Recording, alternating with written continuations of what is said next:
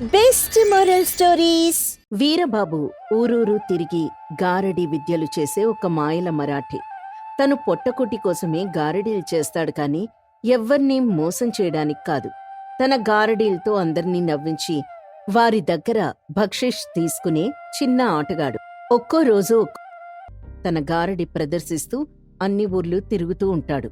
ఒకరోజు ఒక ఊర్లో గారడీ చేస్తూ ఉండగా, రండి బాబూ రండి, పొట్టకుట్టి కోసం ఈ పేదవాడు చేసే గారడీ చూడండి, ఈ జానెడు పొట్ట కోసం నేను పడే పాట్లు చూడండి అని అందర్నీ దగ్గరికి పిలుస్తూ తన చేతిలో కోడిపెట్టని పట్టుకుని పక్కనున్న వ్యక్తిని ఇలా అడుగుతాడు. బాబూ, నా చేతిలో ఏముంది? నీ చేతిలో ఉన్నది కోడిపెట్ట. సరిగ్గా చూసి చెప్పు బాబూ, నా చేతిలో ఏముంది? నీ చేతిలో కోడిపెట్ట ఉంది. అందరూ చూస్తున్నారు కదా, నా చేతిలో ఏముంది? అక్కడకు చేరిన జనమంతా కోడిపెట్ట, కోడిపెట్ట, కోడిపెట్ట అని గట్టిగా సమాధానమిస్తారు. అలాగే ఇప్పుడు ఈ కోడిపెట్టని ఈ గంప కింద పెడితే ఏమవుతుంది? కోడిపెట్టని గంప కింద పెడితే గుడ్డు పెడుతుంది. అలాగైతే ఇప్పుడు ఈ కోడిపెట్టని గంప కింద పెడుతున్నాను, ఏమవుతుందో చూద్దాం అని తన చేతిలో ఉన్న కోడిపెట్టని పక్కనున్న గంప కింద పెట్టి తన చేతిలో ఉన్న మంత్రదండంలాంటి కర్రతో ఇలా అంటాడు. అబ్రకదబ్రా ఆనందో బ్రహ్మ, అబ్రకదబ్రా ఆనందో బ్రహ్మ అని అన్న తర్వాత గంపని పక్కకి తీస్తాడు. ఆశ్చర్యంగా తను గంప కింద కోడిపెట్టను పెడితే కోడి పుంజు బయటకొస్తుంది.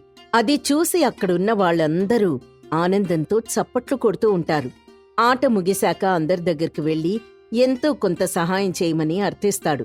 కొంతమంది సహాయం చేస్తారు, మరికొంతమంది చూసి వెళ్ళిపోతారు. తనదేమీ పట్టించుకోకుండా మరొక ఆట కోసం సిద్ధమవుతాడు. అక్కడ్నుండి మరొక ప్రాంతానికి వెళ్తూ ఉండగా దారిలో ఎండకు వడదెబ్బ తగిలిన చిలుకను చూస్తాడు. అయ్యో, ఈ చిలుకకు వడదెబ్బ తగిలినట్టుగా ఉంది అని తన దగ్గరున్న నీటిని చిలుకకు తాగించి దానిని నీడలో ఉంచి అది కోలుకునేంతవరకు సేవ చేస్తాడు. అది కోలుకొని లేచిన తర్వాత దానికొక జాంపండిస్తాడు. చిలుక జాంపండు తిని పండు తాత సుఖీభవ అని దీవిస్తుంది. చిలుక అలా దీవించేసరికి వీరబాబు ఆశ్చర్యపోయి, హే చిలుక, నువ్వు మాట్లాడుతున్నావా? భలే ఆశ్చర్యంగా ఉంది. గారడీలు చేసి అందర్నీ ఆశ్చర్యపరిచే నన్నే ఆశ్చర్యపరిచావు. ఎండకు కళ్ళు తిరిగి పడిపోయిన నాకు దాహం తీర్చి సేవ చేసి ఇప్పుడు ఆకలి తీరుస్తున్నావు. నేను నీకు రుణపడి ఉంటాను. చిలుక, నీ మాటలు వింటుంటే నా మనసుకు ఎంతో సంతోషంగా ఉంది. అసలు నీకీ మాటలెలా వచ్చాయి? చాలా చక్కగా మాట్లాడుతున్నావు. నీవు గాని నా వద్ద ఉంటే నా ఆట రసవత్తరంగా సాగుతుంది. నువ్వు నాతో వస్తావా? నీకే లోటు లేకుండా చూసుకుంటాను. నేను నీతో ఉంటాను, కానీ ఒక షరతు. నన్ను పంజరంలో బంధించను అని నాకు మాట ఇస్తే నేను నీతోనే ఉంటాను. నువ్వేం చెప్పినా చేస్తాను. ఓహో, నీకు పంజరం అంటే భయమా? నీకు నేను మాటిస్తున్నాను, నిన్ను నా ప్రాణమిత్రుల్లా చూసుకుంటాను.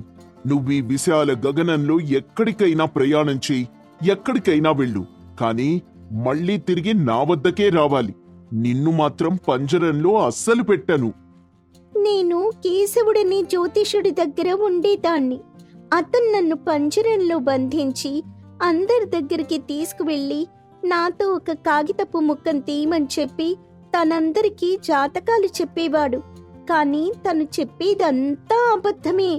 ఒకసారి ఏం జరిగిందంటే, ఫ్లాష్ బ్యాక్ లో కేశవుడు, చిలుక ఒకరోజు రాజుగారి అంతఃపురానికి జ్యోతిష్యం చెప్పడానికి వచ్చారు. రాజుగారు, అతని భార్య ఇద్దరూ జాతకం చెప్పించుకోవడానికి సిద్ధంగా ఉన్నారు. అక్కడికి కేశవుడు చిలుకను పంజరంలో పెట్టి తీసుకొనొస్తాడు. రాజుగారికి ప్రణామములు, రాణిగారికి ప్రణామములు. నేను జాతక బ్రహ్మ, జ్యోతిష్య పండిత కేశవుణ్ణి. ఈ భూమండలంపై నేను జాతకం చెప్పని రాజంటూ లేడు. ఎందరో మహారాజులకు జ్యోతిష్యం చెప్పి వారి మన్ననలను బహుమతులను పొందినవాణ్ణి. ఈరోజు మీకు జ్యోతిష్యం చెప్పడానికి నా గారాల పట్టి చిట్టి చిలుకను తీసుకుని మీ దగ్గరికి వచ్చాను. చిలకమ్మా, రాజుగారికి రాణిగారికి జ్యోతిష్యం చెప్పాలి. బయటకు వచ్చి నిజమేంటో చెప్పమ్మా. అని పంజరం తలుపు తీసి చిలుకని బయటికి పిలుస్తాడు. చిలుక బయటకొచ్చి అంతఃపురం మొత్తం దొరక్కుండా ఎగురుతుంది. కేశవుడు చిలుకను పట్టుకోడానికి నానా తంటాలు పడతాడు.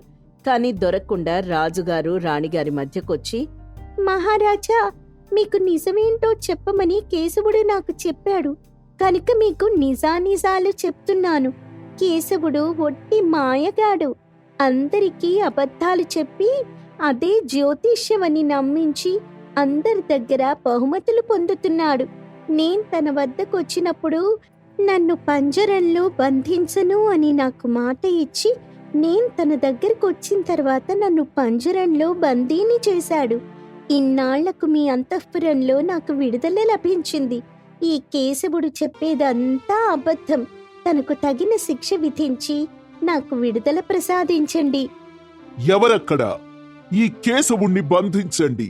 మనల్ని మోసం చేయడానికి వచ్చిన ఈ మోసగాణ్ణి బంధించి చెరసాల్లో వేయండి అంటూ చిలుక వైపు చూస్తూ రాజుగారు ఇలా అన్నారు. చిలుక, నిన్ను చూస్తుంటే బహుముచ్చటగా ఉంది. నువ్వు మా అంతఃపురంలోనే ఉండి మమ్మల్ని అబ్బురపరచవలను. మాట్లాడే చిలుక మా వద్ద ఉందంటే మాక్కూడా ఎంతో గర్వకారణం. కనుక నీవు మా అంతఃపురంలోనే ఉండు. మహారాజా, నేను పక్షిని. ఈ విశాల ప్రపంచంలో విహరించేందుకు భగవంతుడు నాకు రెక్కలను ప్రసాదించాడు. ఒకే చోట ఉండి నా ఉనికిని నేను కోల్పోలేను. దయచేసి నాకు విడుదల ప్రసాదించండి. కుదరదు. నువ్వు మాట్లాడే చిలుకవు కనుక ఇక్కడే ఉండాలి. భటులారా, ఈ చిలుకను పట్టుకోండి అని రాజుగారు భటులకు ఆదేశమిస్తాడు. భటులు చిలుకను పట్టుకోవడానికి ప్రయత్నించగా వారికి దొరకకుండా అంతఃపురంలో నుంచి బయటకొచ్చేస్తుంది. ప్రస్తుతం ఇప్పుడు మనం వీరబాబు దగ్గర ఏం జరుగుతుందో తెలుసుకుందాం. అలా రాజుగారి దగ్గర భటుల నుంచి తప్పించుకొని ప్రయాణం చేసి చేసి అలసిపోయి కళ్ళు తిరిగి పడిపోయాను. నీవు నన్ను రక్షించావు. సరే చిలుక, నిన్ను నేను పంజరంలో బంధించను. నాకే గూడు లేదు. నీకు పంజరం ఎక్కడి నుంచి తెచ్చేది? కనుక నువ్వు నా వద్ద ఏ భయం లేకుండా జీవించవచ్చు. నేను గారడీ చేసేటప్పుడు కొంచెం సహకరిస్తే కొన్ని కాసులు రాల్తాయి. నేను అబద్ధాలు చెప్పను, మోసాలు చెయ్యను. అలా నాతో చేయించను అని నాకు మాట ఇస్తే నువ్వేం చెప్పినా చేస్తాను. నువ్వు చిలక పలుకులు పలుకుతూ ఉంటే నాకదే చాలు. నేనెటువంటి గారడీలు చేయాల్సిన అవసరం లేదు. అబద్ధాలు చెప్పనవసరమూ రాదు. నీ చిలక పలుకులు వింటే ఎవరైనా దాసోహం అవ్వాల్సిందే. ప్రజల ముందు మనం సరదాగా 4 మాటలు మాట్లాడుకుంటే చాలు. నీ చిలక పలుకులే కాసుల్లాగుతాయి. మనం ఎవర్నీ మోసం చేయాల్సిన అవసరం లేదు. అబద్ధాలు చెప్పాల్సిన పని లేదు. అలాగైతే నీతో స్నేహానికి నాకు ఎటువంటి ఇబ్బంది లేదు. అయినా నీకు మానవుల వలె మాటలెలా వస్తున్నాయి? ఈ ఆశ్చర్యానికి గల కారణమేంటి? నేను చిన్నదానిగా ఉన్నప్పుడు నన్నొక గ్రద్ద ఎత్తుకుపోయే ప్రయత్నంలో గాల్లో వదిలేసింది.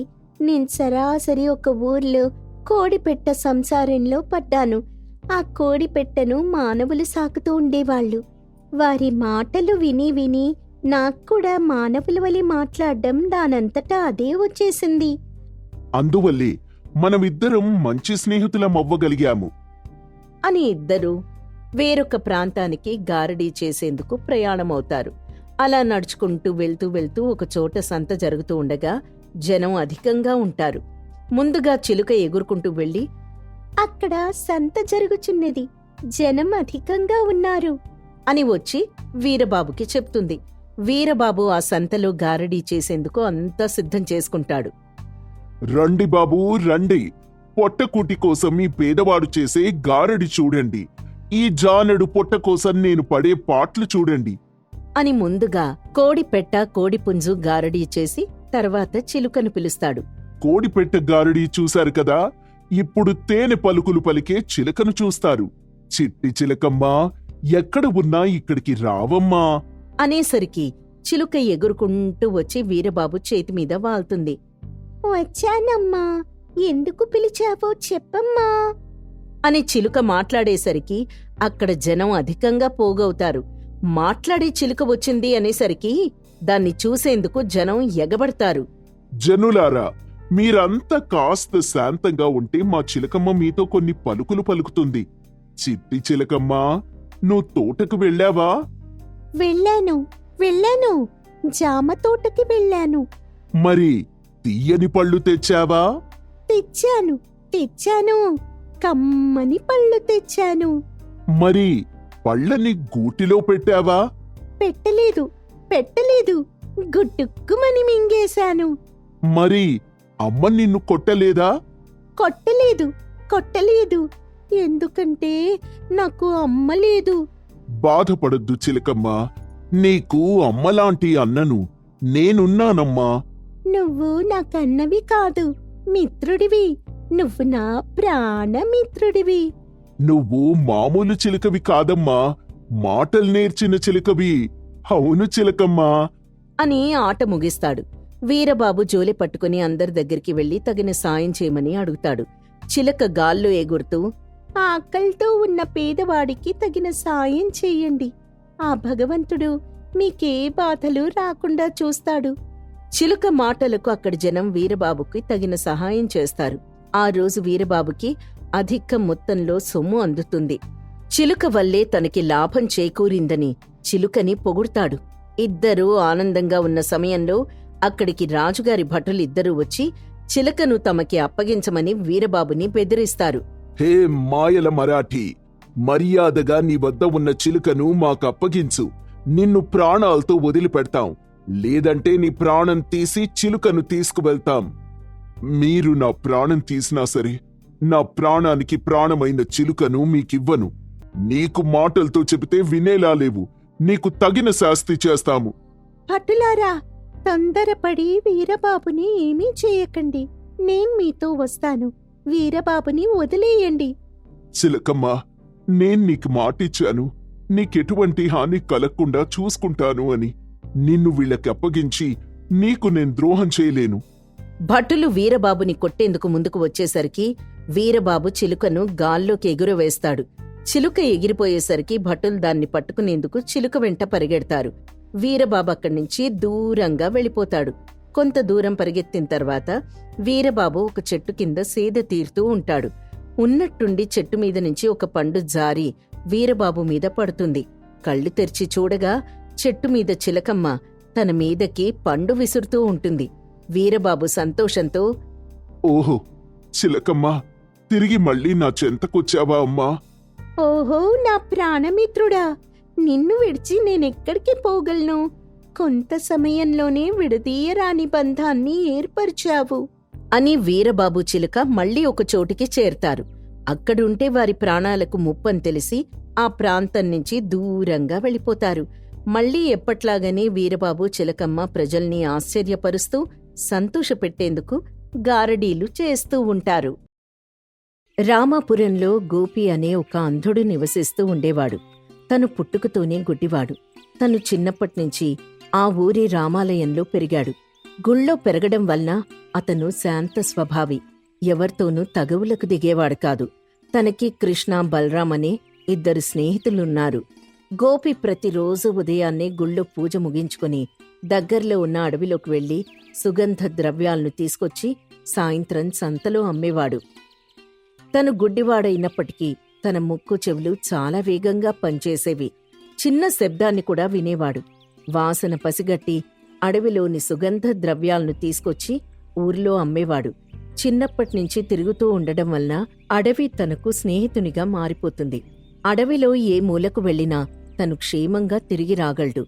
అలా ప్రతిరోజు తను జీవనం సాగిస్తూ ఉండేవాడు. ఒకరోజు అడవికి వెళ్లి సుగంధ ద్రవ్యాలు తీసుకొచ్చి సంతలో అమ్ముతూ ఉన్నాడు. తనకి తోడుగా కృష్ణ, బలరాం కూడా ఉన్నారు. కృష్ణ కొబ్బరికాయలు అమ్ముతూ ఉంటాడు. బలరాంది పూల వ్యాపారం. ముగ్గురూ కలిసి సంతలో వ్యాపారం జరుగుతూ ఉండగా, అరే గోపీ, నువ్వు ప్రతిరోజూ అడవికెళ్ళి సుగంధ ద్రవ్యాల్ని ఎలా కనిపెట్టగలుగుతున్నావురా? నీకు చూపు కనబడదు కదా, ఇదంతా ఎలా చేయగలుగుతున్నావు? ఒకవేళ అడవిలో ఏవైనా జంతువులు నేను చూస్తే, నీకేమైనా జరిగితే? ఆ శ్రీరామచంద్రమూర్తి దయవలన అడవి నాకు మిత్రునిగా మారిందిరా. నేనడవిలో తిరిగేటప్పుడు చెట్లు, కొమ్మలు నాతో స్నేహితుల్లా నడుచుకుంటాయి. మనం వాటికి హాని చేయనంత వరకు మనకు అడవిలోని జంతువుల వలన ఎటువంటి హాని జరగదు. మనం ఏదైనా ప్రమాదం తలపెడితేనే అవి తిరగబడి మనకి హాని చేస్తాయి. మనం వాటితో స్నేహంగా నడుచుకుంటే అవి కూడా మనతో స్నేహంగానే ఉంటాయి. మరి నీకు చూపు కనబడదు కదా, నువ్వు సుగంధ ద్రవ్యాల్ని ఎలా కనిపెడుతున్నావు? జాగ్రత్తగా సేకరించి తీసుకొస్తున్నావు, అదెలా సాధ్యమవుతుంది? అని అడిగాడు కృష్ణ. ఆ భగవంతుడి దయ వలన, నా ముక్కు చెవుల పనితీరు వలన ఇదంతా చేయగలుగుతున్నాను. సుగంధ ద్రవ్యాలు అనగా సువాసనను వెదజల్లేవి. అవి చక్కగా వాసన చూసి మనకు కావలసిన వాటిని తీసుకొనొస్తున్నాను. చుట్టుపక్కల ప్రాంతాల్లో వినబడే శబ్దాలను బట్టి నా ప్రయాణం సాగుతుంది. నువ్వు నిజంగా చాలా ధైర్యవంతుడివి. ఎందుకంటే మన పక్కనున్న అడవిలో క్రూర మృగాలు సంచరిస్తున్నాయి. ఒంటరిగా అడవిలోకి వెళ్ళాలంటే అన్నీ ఉన్న మేమే భయపడుతున్నాం.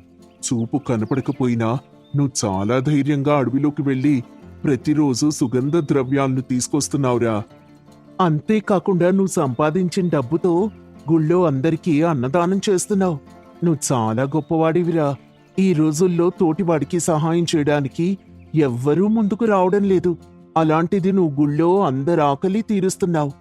ఈ రోజు మీ ఇద్దరూ నన్ను పొగిడే కార్యక్రమం చేస్తున్నారా ఏంటి? వచ్చిన దగ్గర నుంచి నన్ను తెగ పొగిడేస్తున్నారు.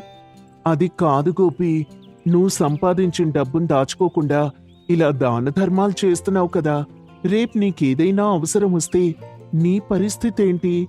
అన్నిటికీ ఆ శ్రీరామచంద్రమూర్తి ఉన్నాడ్రా. చిన్నప్పటి నుంచి నన్ను పెంచి పెద్ద చేసి సాకింది ఆ గుడికొచ్చే భక్తులు. నేను సంపాదించింది వారి కోసమే ఖర్చు చేస్తున్నాను.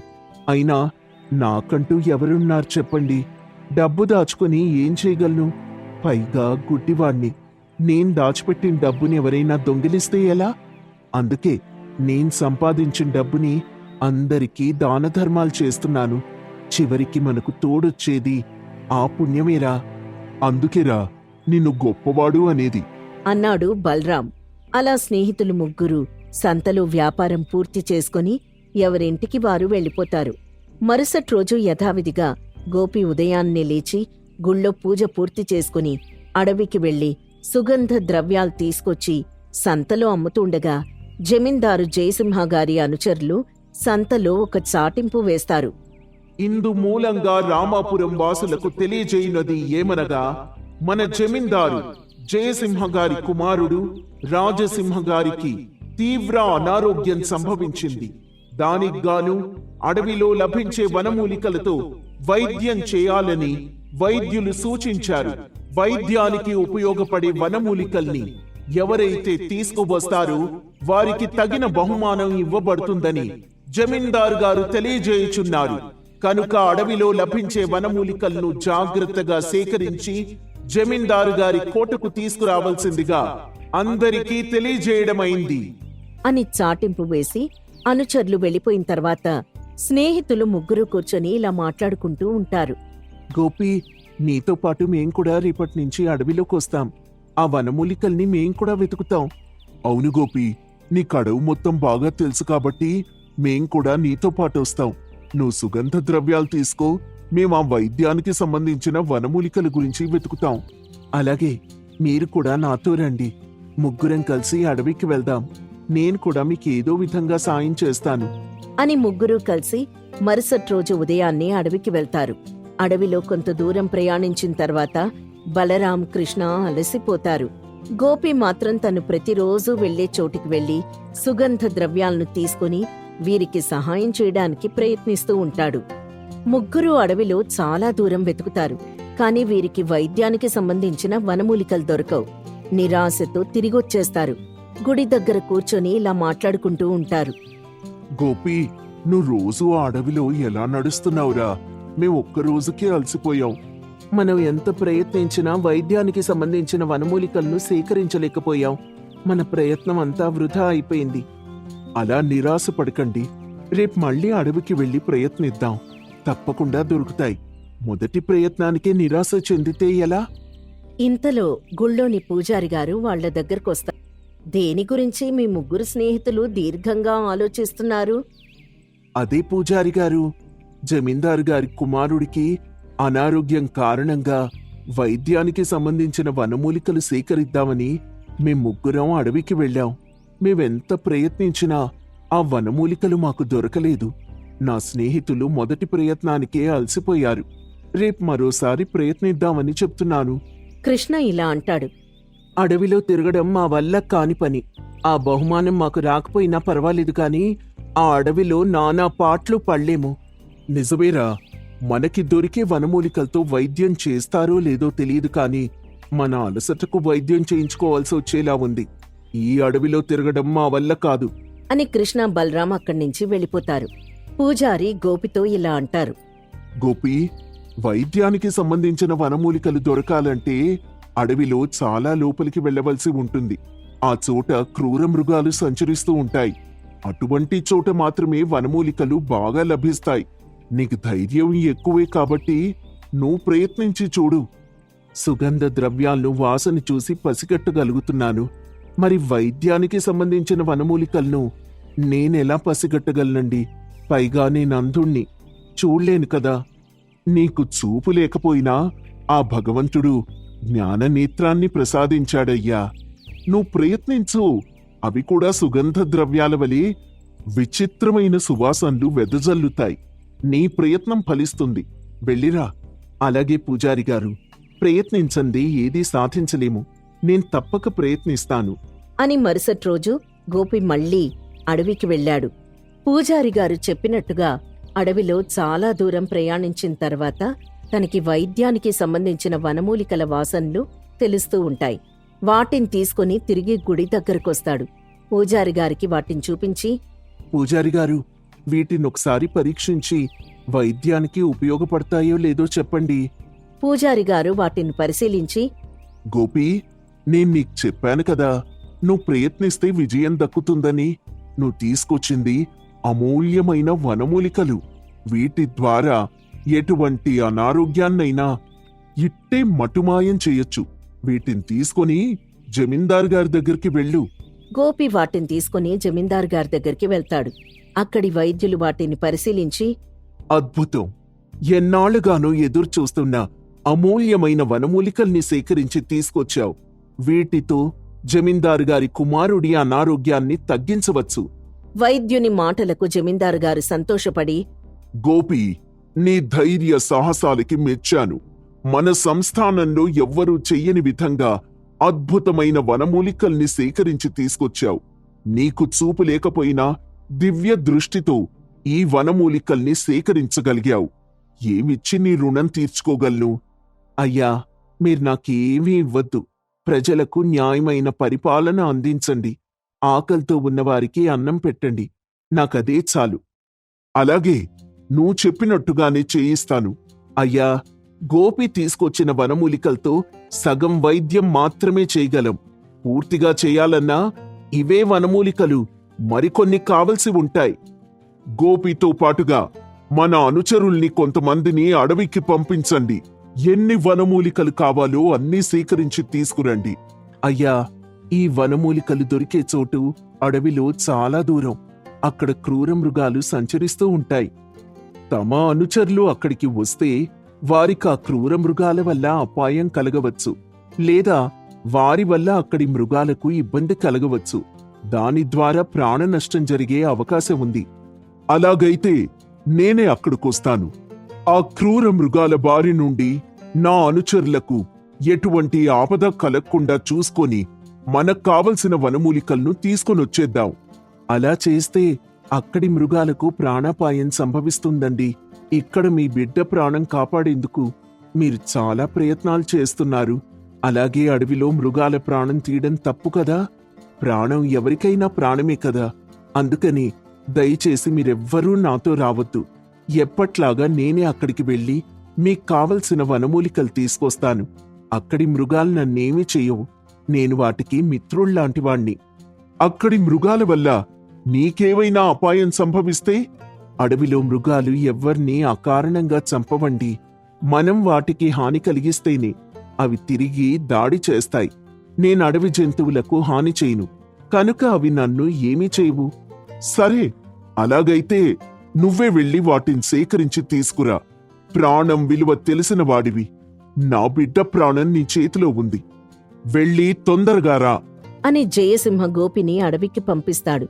గోపి యథావిధిగా అడవికి వెళ్లి అక్కడి నుండి వైద్యానికి సంబంధించిన వనమూలికల్ని సేకరించి తీసుకొస్తాడు. వైద్యులు వాటితో రాజసింహకు వైద్యం చేసి అతణ్ణి బ్రతికిస్తారు. గోపికిచ్చిన మాట ప్రకారం జయసింహ రామాపురంలో ఆకలి అన్నవాడి ఆకలి తీరుస్తూ అందరికీ సమన్యాయం అందేలా చూస్తాడు. చూపు లేకపోయినా తన మనోధైర్యంతో అడవిలో క్రూర మృగాల చెంతనున్న వనమూలికలను సేకరించి ఒక ప్రాణం నిలబెట్టినందుకు గోపీని జమీందారు జయసింహ ఘనంగా సత్కరిస్తాడు. గోపి చేసిన సహాయం వలన రామాపురంలో ఆకలి బాధలు పూర్తిగా నశించిపోతాయి.